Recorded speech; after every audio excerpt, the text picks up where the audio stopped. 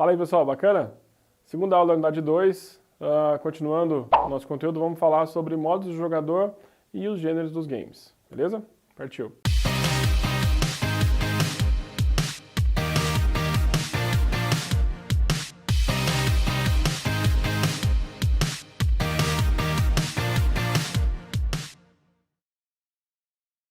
Estamos entendendo como é que é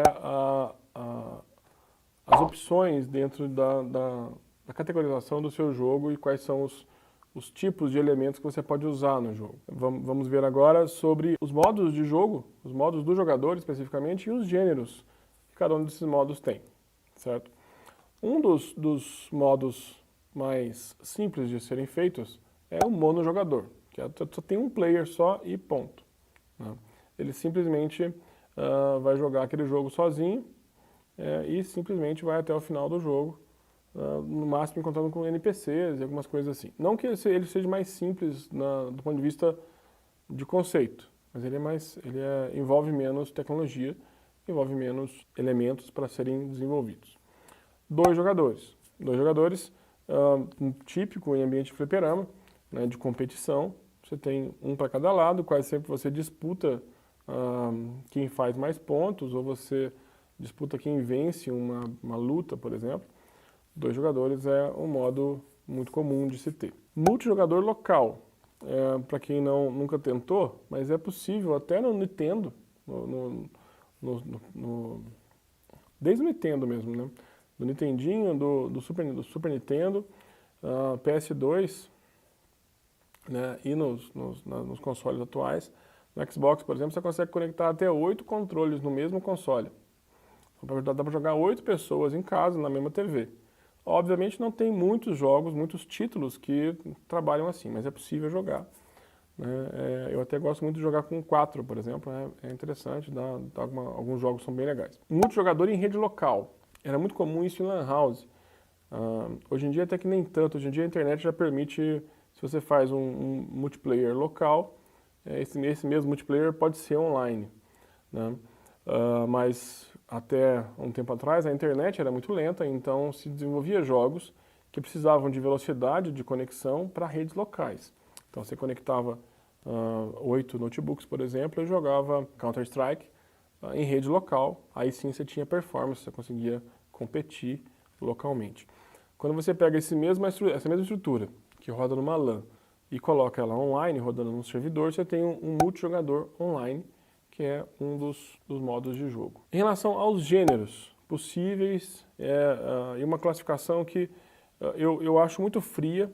Tem jogos que misturam todas elas, tem jogos que tem coisas que não tem nessa lista, tem jogos que em cada momento dele ele está fazendo uma separada, cada gênero desse separado, então depende muito do contexto do jogo. Mas só para a gente classificar e a gente identificar cada um deles separado. Dentro da categoria de jogos de ação, basicamente a gente tem que reconhecer que um jogo de ação é onde você tem o elemento principal é a ação do jogador, né? Qual que é o volume de ação ou o tipo de ação entregue para o player, né? E aí você tem algumas subclassificações. Você tem game de plataforma, né? Plataforma é um subgênero de ação. Você tem jogos de plataforma que são só de colecionáveis, de coleta, de click and point, alguns de luta, mas são jogos de plataforma, certo? Basicamente você tem que resolver algum conflito proposto pelo level design, pelo game design, para poder chegar na solução daquela fase ou daquela sequência de plataformas, né? FPS, um game de tiro, é um outro gênero, é um subgênero de ação que você executa, que é um dos mais comuns hoje em dia, né? Você pode se basear em combate player versus player, né, que é o PVP, que é X1, né?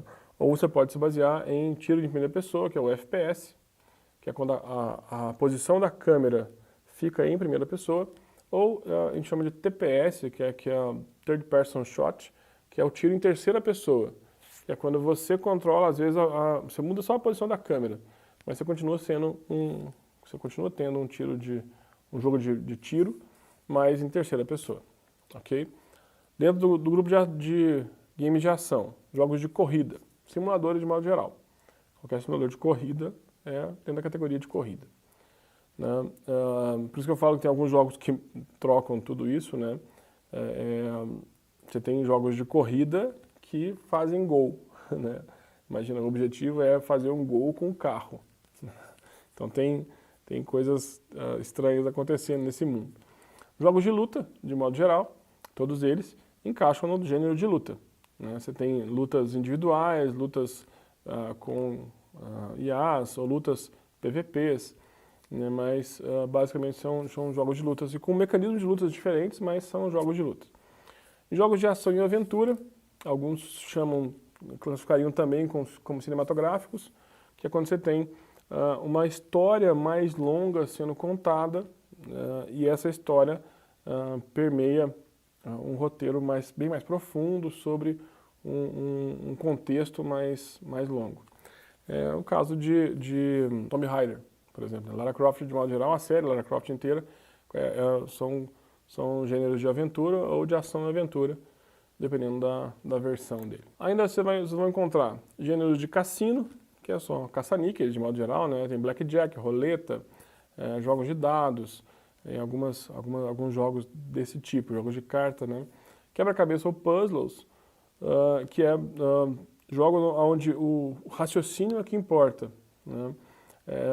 Não necessariamente que é um puzzle dentro do jogo de plataforma, é quando você tem um puzzle sozinho, por exemplo, você jogar Candy Crush. Candy Crush é um puzzle, né, onde você tenta resolver um quebra-cabeça, um problema, né? E games de representação de papéis, que é o que a gente chama de RPG, que é uma outra categoria um pouco mais específica, que pode misturar tudo e ir para trás, né? Onde você tem que incorporar um papel de um personagem, né? Ele pode ser tanto online quanto offline, né? E você executa as tarefas baseadas naquele personagem. Você evolui as características daquele personagem com o passar do tempo. Além disso, temos simulações de modo geral, simulações de tudo, né? É uma categoria especial.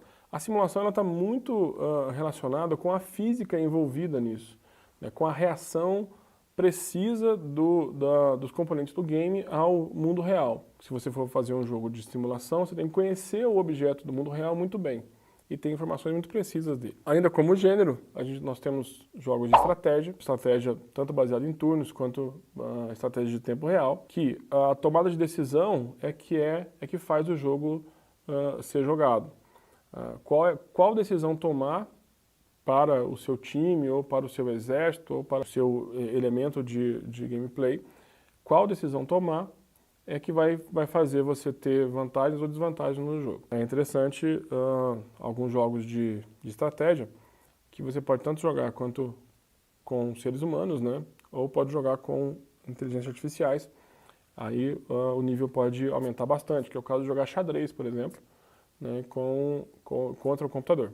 É difícil. A última categoria, que é uma das mais atuais, vamos dizer assim, que é a última que chegou, vamos dizer assim, nessa lista. Ela não é nova, mas ela já historicamente, ela evoluiu depois, que é os MMOs, que é jogos online multijogadores massivos. Massivos porque a escala é enorme, né? São dezenas de milhares, centenas de milhares, dezenas de milhões de jogadores ao mesmo tempo dentro do mesmo ambiente, trocando informação entre eles, né? Você pode ter um MMORPG, que é um MMO onde você representa um papel.